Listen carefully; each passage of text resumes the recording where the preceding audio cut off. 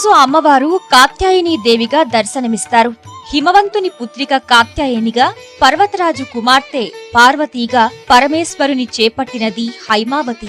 కాత్యాయని మాతకు వింధ్యాచలమే నివాసం. ప్రజమండలంలో అధిష్టాత్రి దేవిగా కాత్యాయని దేవి ప్రతిష్ఠించబడి ఉంది.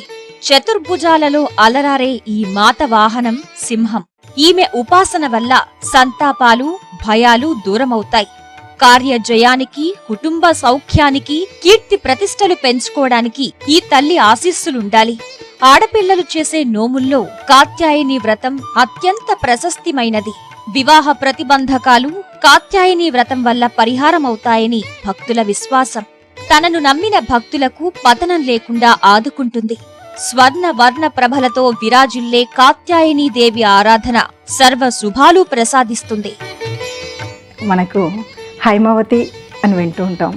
కాత్యాయని అంటే ఏ హిమవంతుడు అతని ముందు జన్మలో కత్య మహామహర్షిగా ఉన్నాడు. ఆ కత్య మహర్షి కుమార్తె కాత్యాయని. ఈ కథనం అమ్మ సత్యవతిగా తాను భర్త యొక్క గౌరవ మన్ననల కోసం పోరాడిన తల్లి తర్వాతి జన్మలో కాత్యాయనిగా, ఆ కత్య మహర్షి కుమార్తెగా హైమవతిగా పుట్టి ఆ పరమేశ్వరుడే నా భర్త కావాలి అని 10 కాలాలు తపస్సు చేసిన తల్లి. ఒక భర్తని తాననుకున్న భర్త తనకు ఎవరైతే ఈ పరమేశ్వరుడు ముల్లోకాలను ఏలగలుగుతున్నాడో ఆ స్వామియే నా భర్త, ఈ అందరి కోసం తన సూత్రాలను కూడా పనంగా పెట్టగలిగిన తల్లి కాత్యాయని అమ్మ. అందువల్లే ఎవరికైతే వివాహాలు కావో వారందరూ కూడా కాత్యాయని అమ్మవారి వ్రతం చేస్తారు. వివాహం అయిన తర్వాత కూడా వారి మాంగళ్య బలం గట్టిగా ఉండాలి అంటే తల్లి కాత్యాయని వ్రతం చేస్తారు.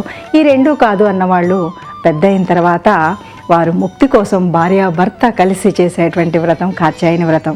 మరి ఆ తల్లిని ఈ నవరాత్రులలో మనం రూపంలో కొలుస్తున్నాం కాబట్టి ఆ తల్లి దీవెనలు అందరికీ ఉండాలి.